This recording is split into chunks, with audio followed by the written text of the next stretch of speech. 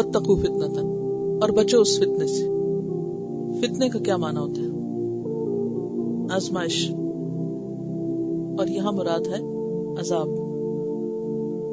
اس کو پچھلی آیت کے ساتھ موڑ لیں کہ انسان جب اللہ کی دی ہوئی نعمتوں سے فائدہ نہیں اٹھاتا تو پھر اس کا نتیجہ کیا ہوتا ہے کہ ایک وقت آتا ہے کہ انسان سے وہ سب کچھ چھن جاتا ہے، اور انسان نے جو غلط کاریاں کی ہوتی ہیں یا غلط کام کیے ہوتے ہیں ان کا وبال سامنے آ جاتا ہے. آخرت میں تو آئے گا ہی، دنیا میں بھی آ جاتا ہے. تو یہاں کیا کہا جا رہا ہے؟ واتقوا فتنۃ، بچو اس انجام سے، بچو اس امتحان سے، بچو اس آزمائش سے، عذاب سے.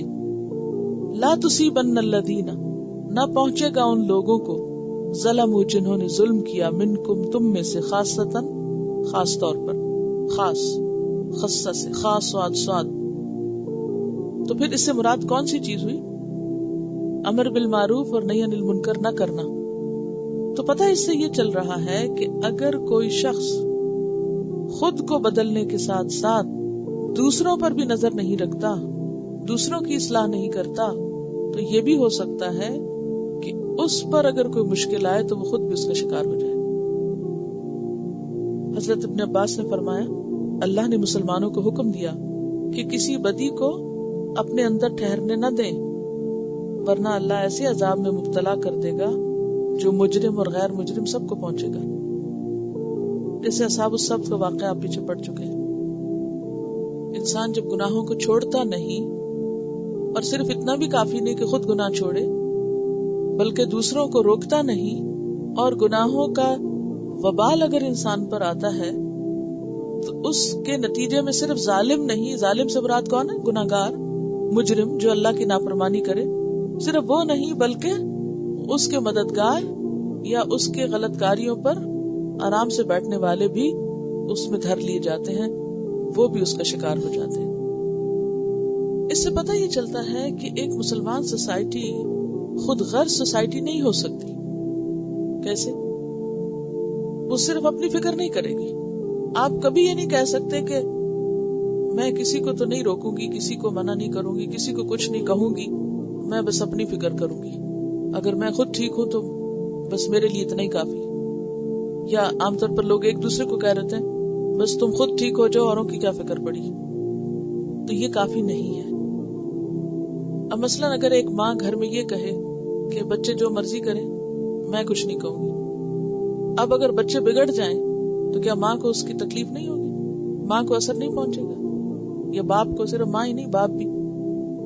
اسی طرح اگر آپ کچھ لوگوں کے بیچ میں رہتے ہیں کسی بھی سوسائٹی میں، تو آپ اگر کسی کو غلط کام کرتے ہوئے دیکھتے ہیں اور روکتے نہیں، مثلاً اگر آپ کسی کو دیکھ رہے ہیں کوئی شخص کسی دوسرے کی برائی کر رہا ہے، کوئی کسی کی غیبت کر رہا ہے، آپ بھی سننے میں شامل ہو جاتے ہیں اور سنتے چلے جاتے ہیں اور آپ روکتے نہیں، تو کیا ہوگا؟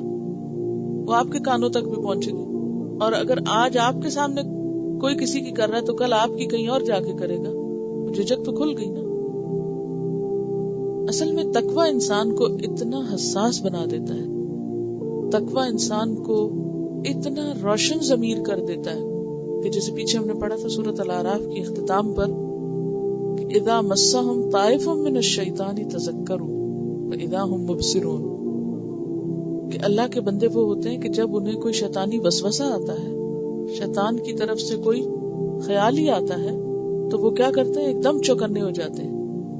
یہ بالکل ایسے ہی کہ جیسے اگر آپ گھر میں بیٹھے ہوئے کوئی کام کر رہے ہیں اور آپ کو کوئی ایسی آواز سنائی دیتی ہے کہ گویا کوئی آپ کے گھر میں آ رہا ہے، اندر دروازہ کھلا ہے، تو آپ آرام سے بیٹھے تھوڑی رہ جاتے ہیں.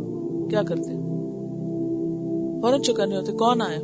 چاہے آپ اوپر بیٹھے ہو، دروازہ کھلے تو آپ کہتے ہیں کون گھر میں آیا. اگر کوئی آگے سلام نہ کرے یا آواز نہ دے تو فوراً کہ کون آیا. اور اگر کوئی جواب نہ دے تو آپ نیچے اتر جائیں گے کہ کوئی ہے جو یہاں داخل ہوا ہے، کون ہے وہ، آوازیں دینے لگیں گے.